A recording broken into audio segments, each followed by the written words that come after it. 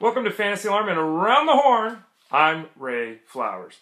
Let's start out with a couple of big name players with the Rockies who might be on the trading block. Carlos Gonzalez and Troy Tulowitzki, the two foundations, the two bedrocks of this franchise, are due huge money, and they've got huge injury concerns. It was always odd they signed these two guys long term.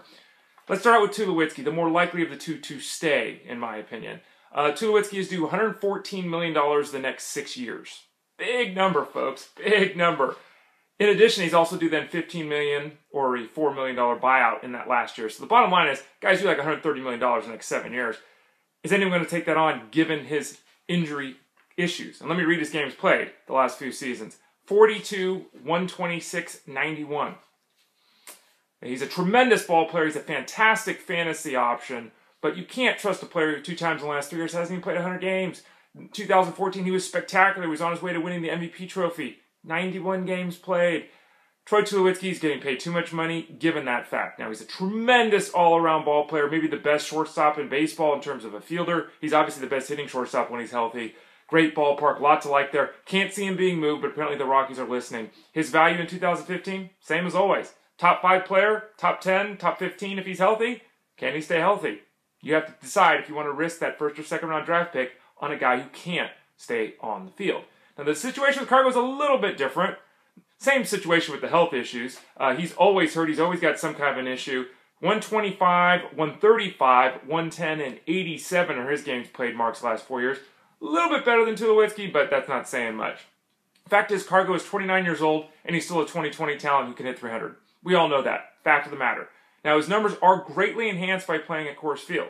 If he were to get traded, we might have to reassess his values. 2020 could still happen, but the batting average and that kind of thing might go down a bit. He, too, is due a lot of money, $15+ million each of the next 3 years. So it's going to be expensive for someone to add him as well. The problem with Cargo, and besides the contract and moving him, is the fact that the Colorado Rockies don't really need him.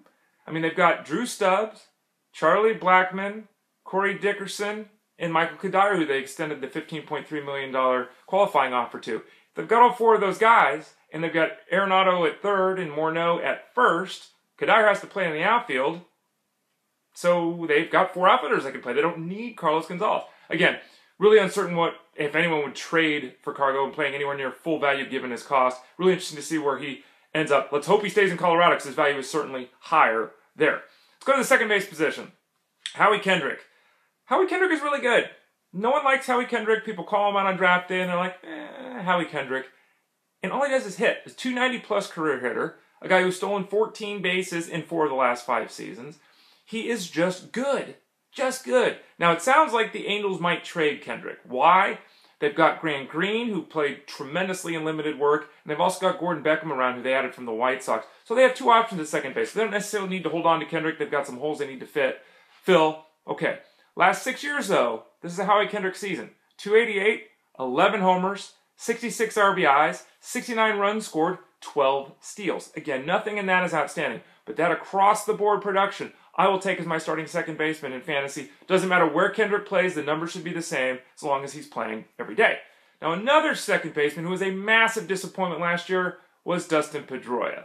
And as a Dustin Pedroia owner, as a Dustin Pedroia backer, very disappointed in his season. We can blame injury, obviously was a huge part, but the fact is, single-digit home runs, single-digit steals, a batting average in the 270s, not what anyone expected. Now, the good news for Pedroia is that he's only 31. His wrist has been fixed. He's totally healthy. He's a 299 career hitter who's averaged, 12 to 15 home runs, 15 to 20 steals, 90 to 100 runs scored for the past 5-6 years for the Red Sox. He should be able to reclaim that level. In 2015, the cost won't be as high. Some people will be scared because of the injury. Some people will be scared because of the production. The only thing I really noticed in the production that concerns me is a little bit of an increase in the strikeout rate. That is a slight concern because he does have a very long and aggressive swing for a guy his size. But Dustin Pedroia, with health, should be very good and should be a moderate value given that he's probably going to have a lower ADP than he should in 2015. Finally, what about the outfielder with the Yankees, Brett Gardner? I bring him up because he had core surgery. He had surgery down here in that area that we guys don't like to have touched unless it's by a lady. He had surgery. He should be fine. Got a couple more weeks of rehab from that. Should be good to go for 2015. Who is Brett Gardner? 17 home runs last year. He'd never hit more than 8 before. Have to expect a bit of regression there. In 2010 and 11, he averaged 45 steals a season. 48, I think, actually. The last 2 years, he's averaged 23 steals a season. So if the power's back at 10 or 12 home runs, if he's stealing 25 bases, and he's a 265 career hitter, that's nice. I mean, 80 runs scored in 4 straight healthy seasons from him. That's good news. Very solid player. A very nice player to have. If he's not stealing 40-plus bases, then it looks like that player is gone. With the moderate power and the moderate batting average, he's someone who's good. He's better in an on-base percentage league. He's very good at getting on base. But in terms of his fantasy value, he's a wide receiver. Got my sports mixed up. He's a fantastic outfielder 4, a very passable outfielder 3 in the fantasy game. A good player who should be healthy in 2015. Ray Flowers, Around the Horn. FantasyAlarm.com is where you need to go for all your fantasy sports needs. We can help you out if you're trying to win a football championship. If you're getting involved in basketball for the first time, we can also help you there. And of course, I'm here to help the baseball product all the time. Thanks for listening.